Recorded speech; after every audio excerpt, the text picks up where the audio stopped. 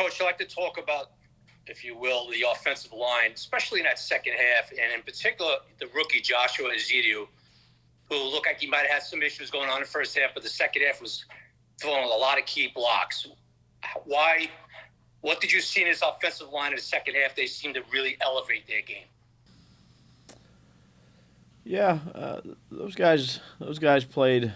I'd say they played smart and they played tough. It wasn't always perfect.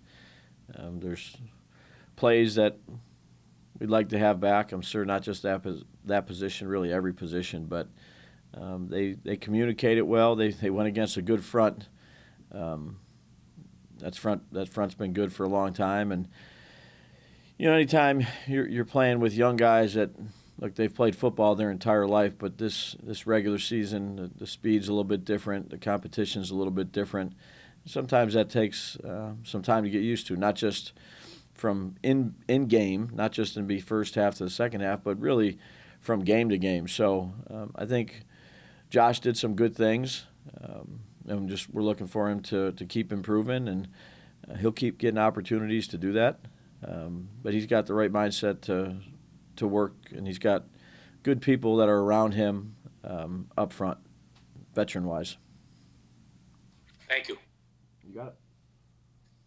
Justin Walters. Hey, Coach, your dance moves have been making its rounds around the internet. I was wondering, A, what song was playing, and B, how good was that just for you to celebrate with your guys in that moment? It was a Biggie song. And, yeah, I mean, it was a good win. These guys worked hard. They were pretty high. They were dancing before I got in there, so I don't know if I was really dancing very much, or you want to call it that, but it's good to celebrate with your guys. They put a lot of work, and again, credit to the players that are out there playing, and they had a lot of juice after that game, and rightfully so. They played a tough 60-minute game, and had some good plays and had some bad plays that you had to bounce back from, and just they brought me in the circle there. So I just I don't think I'd call it dancing though. Thank you. Yep, you got it. Ryan Dunleavy. Hey, Daves. How are you? Good. How are you? Good. Two for you. Sure. First, the first one kind of goes with Chris's first question on the offensive line, but more about Saquon, Brian. What is it about this scheme that you and Mike have created that really fits his skill set? Because it seemed like, I'm not being exaggerating here, it seemed like he had more open space around him yesterday than he had maybe all last season combined. So what is it about the way you guys have designed this that fits his skill set?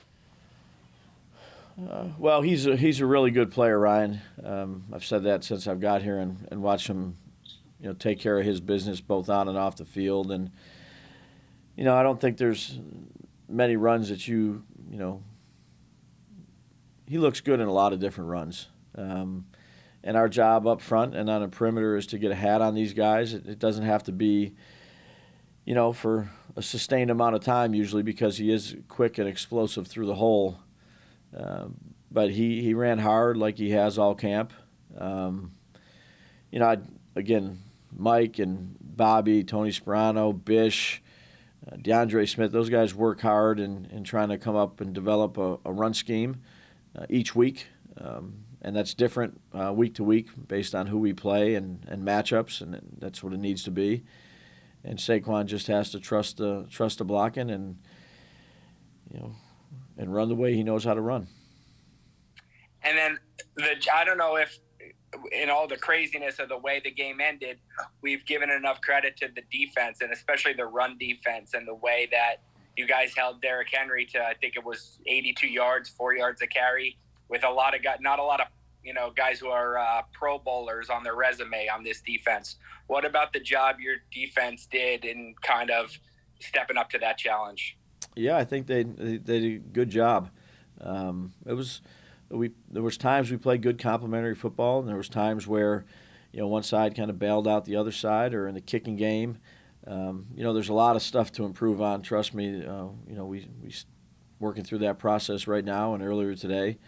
But I thought, obviously part of the plan was to go in there and to try to eliminate the big runs. The runs that, I thought what the defense did is they did a really good job of stopping the run against a very talented player and good scheme. And then, we were hit on a couple of those play action passes, but there weren't any that went 60, 70 over our head, easy ones. They got to line up and play again.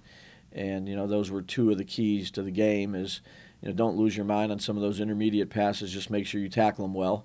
Because in years past, sometimes that breaks a 20-yard crosser breaks for 60, or a run by Henry breaks, out for 50. I mean, he had a couple of them, but we ended up, managing to, not give them those 60-yarders. So they played well. The two of the biggest plays of the game were those third down stops, those third and shorts on a Wildcat and on that sweep, where they were, pretty good heads-up plays by our defense. That gave us a chance to get the ball back. Dan Duggan. Hey, Brian, I got two for you. I want to dig a little deeper on the conversion. Obviously, the guts of it's got a lot of attention. I'm curious, though, did, analytics play any factor in deciding to go for that? And the fact that you have 3 timeouts, did that make you more inclined to go for it? Because if you don't get it, you at least have a chance to get the ball back. Well, I think analytics always plays a role in key decision makings. You usually, I know what we do is we talk about that during the week, and myself and Ty and Cade, 2 of the guys that run that department on game day with myself, and we go through tons of different situations, Dan. Different, there was times on 4th down where I was deciding whether or not to go for it, and just thought at that point in the game, regardless of what it said, it was the wise thing to punt.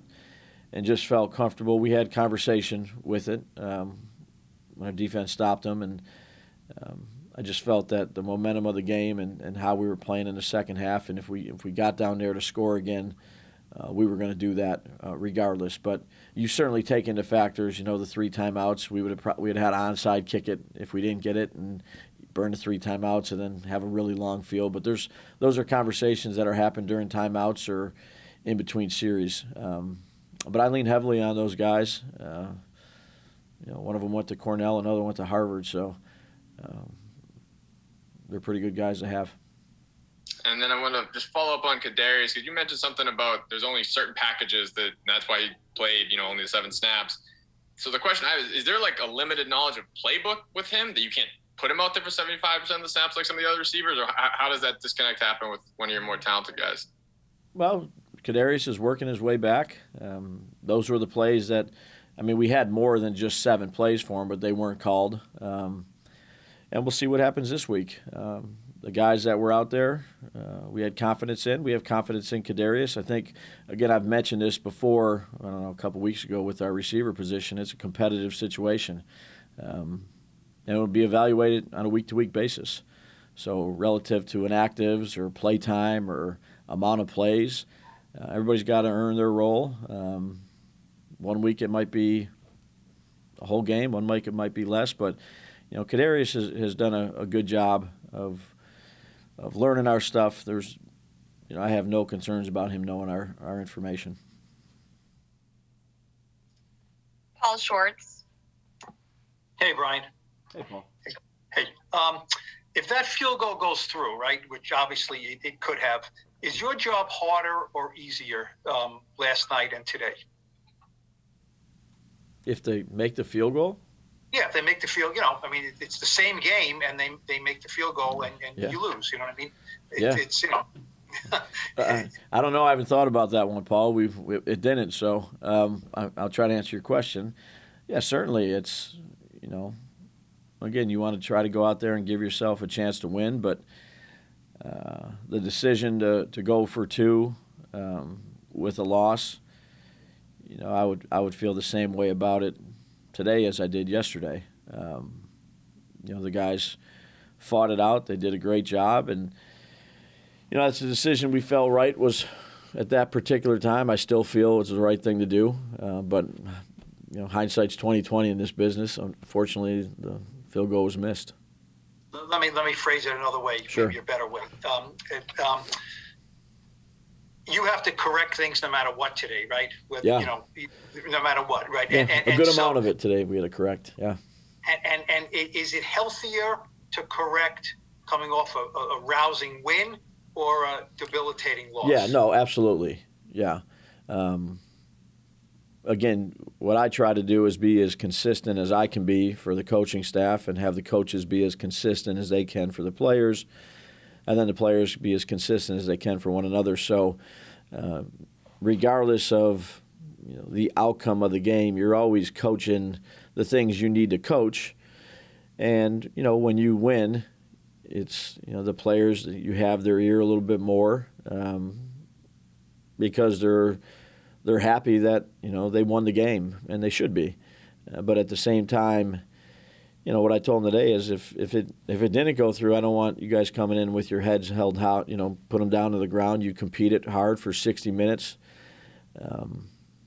Things didn't always go the way we wanted them to go, but I respect the way you competed, the resiliency you showed, and that's what we need every week, and we have to be consistent with that, regardless of the outcome. But certainly, it's when you win, there's a little bit more juice. Yep. Yeah. Thank you. Yep. We have time for 4 more. Jordan Renan.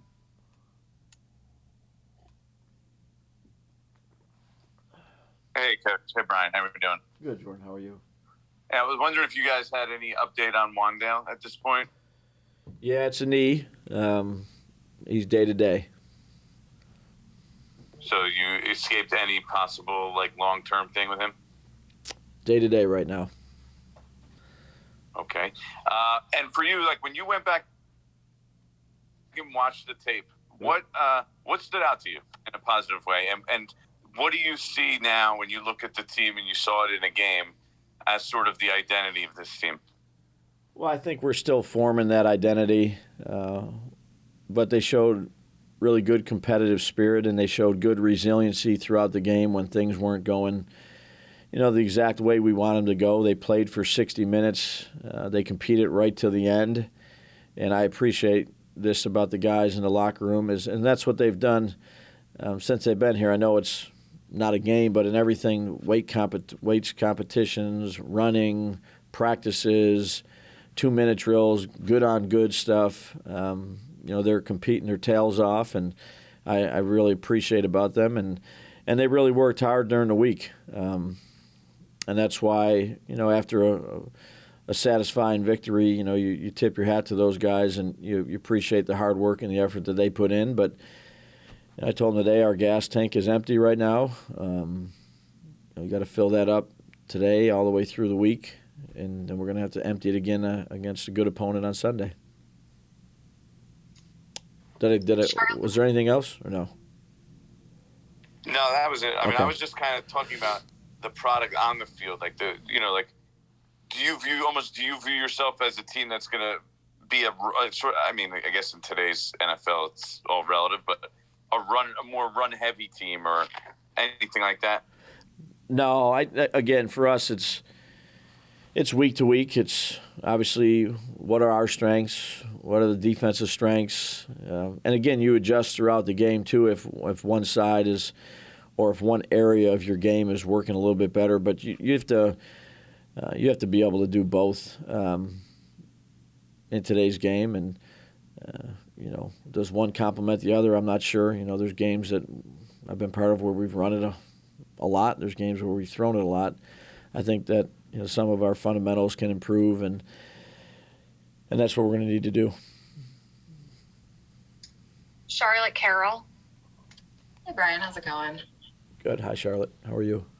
Good. I was just curious. I mean, we saw you right after last night. How the win has sunk in for you, and what the last 18 to 20 hours have been like for you. Well, it was good to share that moment with the players. And then you're on a flight home. You're watching the tape.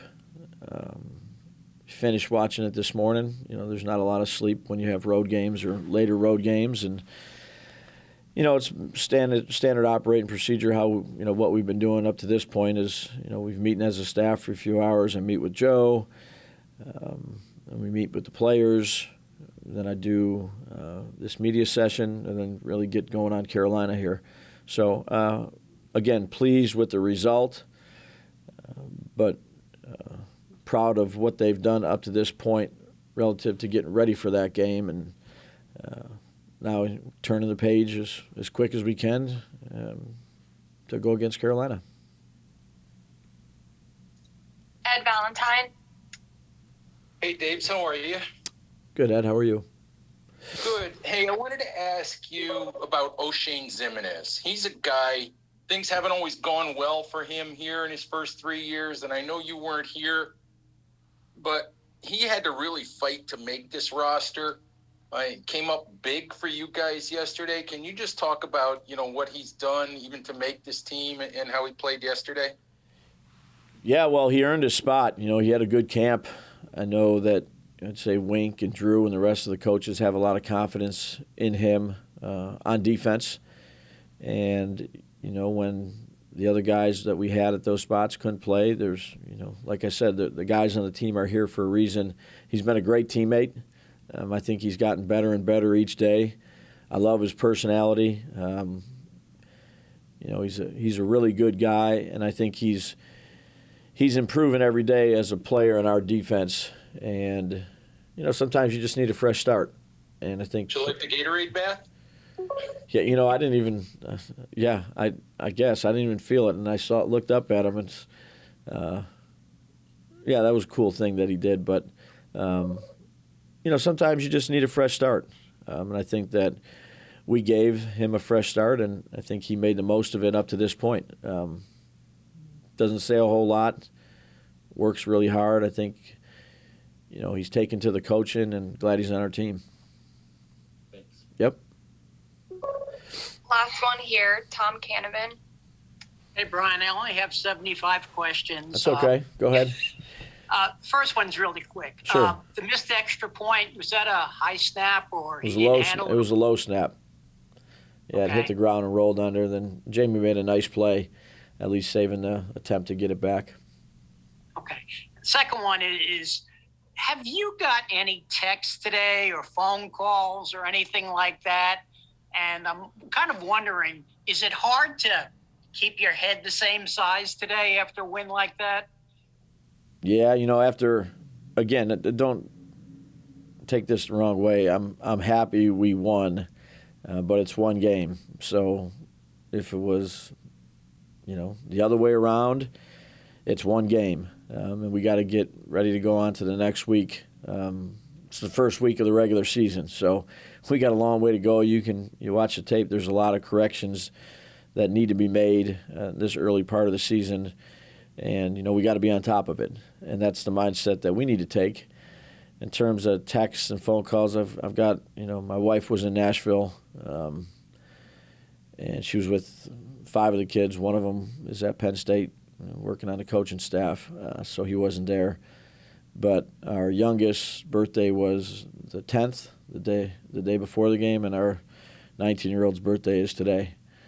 So she's calling me a lot, making sure I'm wishing happy birthdays. And but yeah, I got a lot of friends, that I grew up with, some family. But that's usually the way it is after most games. So you win, you get more texts. You lose, you don't get very many.